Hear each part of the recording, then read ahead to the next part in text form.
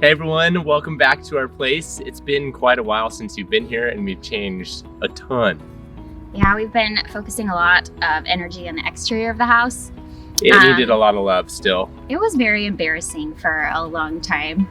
People would drive up and be like, "This is your house?" Yeah. Oh, interesting. It was a mixture of blue and brown with an old roof, and it had this decrepit swimming pool. It was right here where we're standing. I'd be in the deep end right now. Yep, 12 feet deep. So, anyways, we're mostly just fixing the things that were a huge safety hazard. So the roof was obviously leaking everywhere, so that severely needed to be replaced and needed to be conforming. And then the swimming pool was really large and empty and broken. There was not really a way we could salvage it.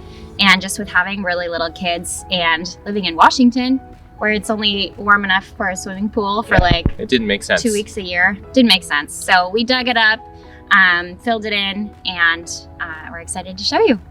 Yeah, so this is, I think, probably the third stage of our remodel. We got it far enough for a cash out refi and used some of that money for other investments and used some of the money to do this stuff, which got us far enough for a home equity line of credit that we're going through now. So let's walk around, we'll show you the place, and then we'll talk more about what we'll use that money to do to launch ourselves even further ahead in real estate. Come on. Yeah, so again, this was the pool. There was a big wall here, so you really couldn't see this side of the house. And the pool was humongous. It was 12 feet deep. There was a big, what would you say? Pool house. building. A pool building over there. And so we just scrapped all of it. We had to have a company come in and dig up all the concrete and do it the right way. And then they brought in a bunch of dirt. 15 truckloads of dirt. We did hydro seed here. And then after the settling, you can see we had some areas that I had to do more fill dirt and grass. So this will be our area where our kids get to play this summer. So excited. We can watch them from the kitchen. It'll be perfect. This weekend, we're gonna add some garden space right here, kind of in the middle, and then swing sets and stuff over on the other side. So we're so excited for that. And we've done the mansard roof. It's the roof part up here. That's finally been finished.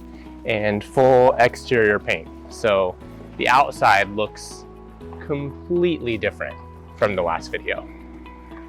Lots of people thought we were crazy for painting the house entirely black, trim black. We did basically a black door and a black roof. It's bold, but it's a pretty, I would say it's kind of a trending style right now, and it's very Pacific Northwest contemporary, and it fits well with this area because we do have so many trees and so much greenery that brings all the life that we want to the house, so we didn't really have to spice it up with a bunch of different colors. So we're really happy with how it turned out, and if it gets old in the future, we'll just repaint it. I didn't make our bed either. I recently did all this.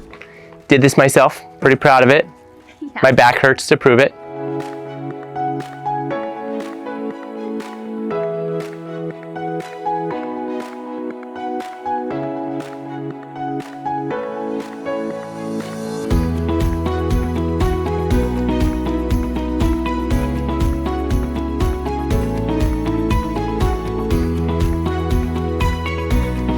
So here we are on the forsaken roof.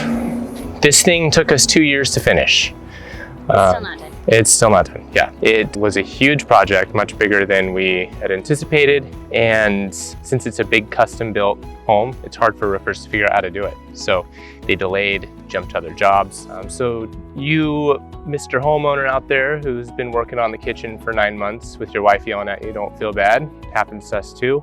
This has taken us 2 years. It's finally done enough. We still need to do railings out here so we can use our rooftop deck, but we have our focus on other areas. Hopefully by the end of this summer, this will be a nice railed off deck with glass railings so we can spend time here. So this house has been kind of representative of how we've done our whole real estate career. We don't know what we're getting into, and we learn through the process.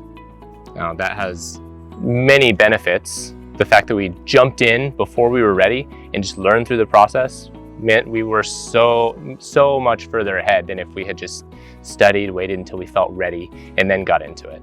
Yeah, if you wait till you're ready to do something, you will literally never do it. So Right when we got this house, we didn't know what we were doing downstairs, figured out Airbnb, now we live here for free. We used that money to fix the house. We did a refinance, and that allowed us to slingshot our real estate career, do more flips, buy our Scottsdale house that we're closing on next week.